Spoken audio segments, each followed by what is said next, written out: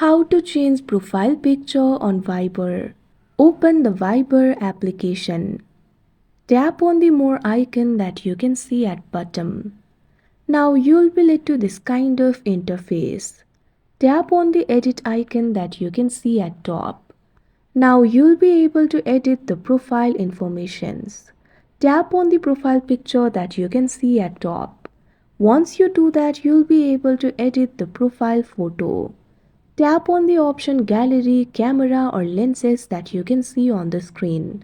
I'm just going to choose from the gallery. If you would also like to do that, find the photo that you would like to add.